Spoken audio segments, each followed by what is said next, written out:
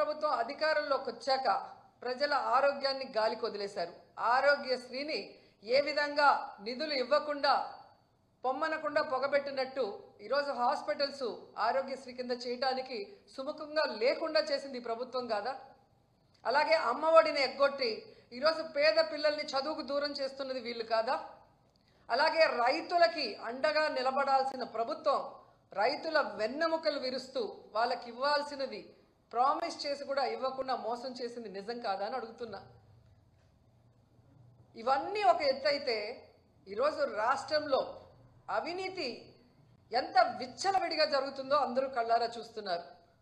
అది ఇసుక కానీ, అది మైనింగ్ కానీ, ల్యాండ్స్ కానీ, ఏది చూసినా లిక్కర్ కానీ విచ్చలవిడిగా వాళ్ళు దోపిడీకి అవినీతికి తెరలేపి వాటి మీద ప్రజలు దృష్టి పెట్టకుండా ఈరోజు తప్పుడు సాక్ష్యాలతో బురద చల్లుతూ కొంతమందిని టార్గెట్ చేసి ఎలా అరెస్ట్ చేస్తున్నారో మనం కళ్ళారా చూస్తున్నాం.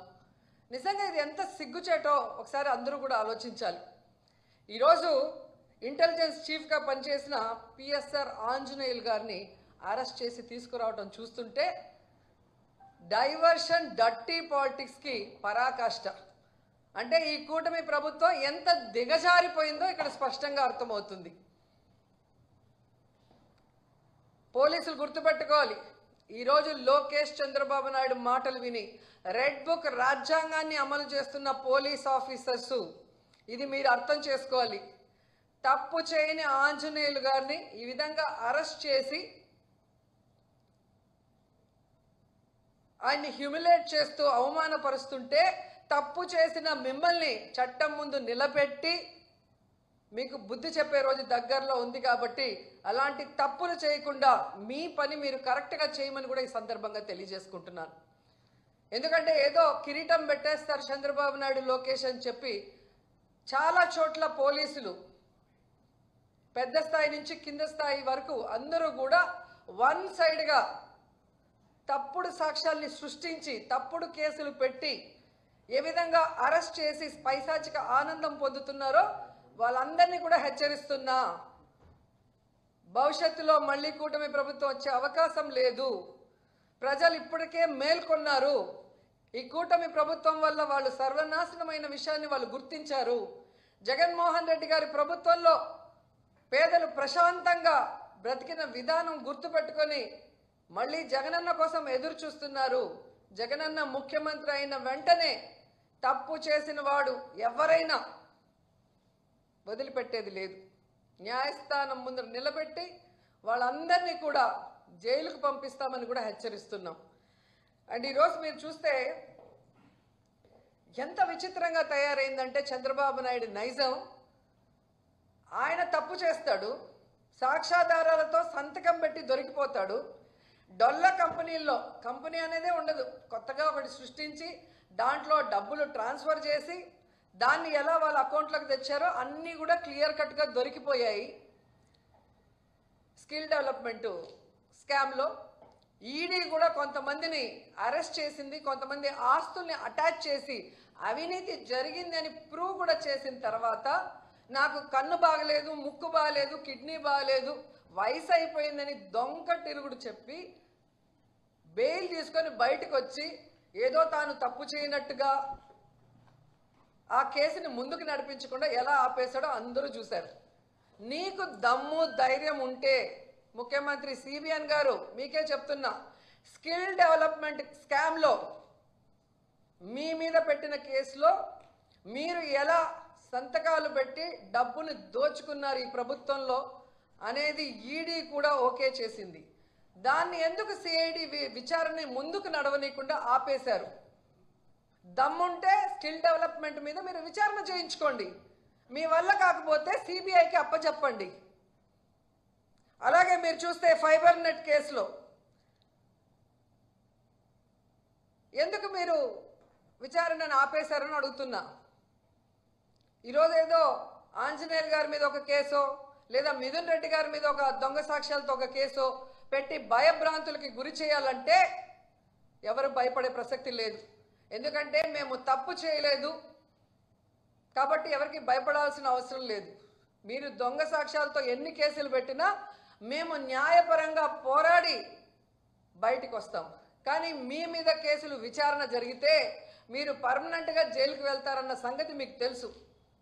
అందుకే అడుగుతున్నా, దమ్ముంటే దొంగ కేసులు పెట్టి మీ పచ్చ ఛానళ్లలో దుమ్మెత్తిపోయడం కాదు, స్కిల్ డెవలప్మెంట్ స్కామ్ మీద, ఫైబర్ నెట్ స్కామ్ మీద విచారణ జరిపించండి.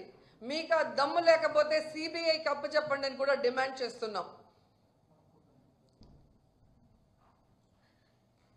అసలు చంద్రబాబు నాయుడు అనే వ్యక్తి సంతకానికి విలువ లేదు అని ఇప్పుడు 4వ ముఖ్యమంత్రి అయినప్పుడు కూడా తెలుస్తోంది. ఏడాది అవుతుంది. ఈ ఏడాదిలో ఆయన పెట్టిన మొదటి సంతకం ఇంతవరకు అమలైందని నేను అడుగుతున్నా. ఇంతకన్నా సిగ్గుచేటు ఇంకేమైనా ఉందా?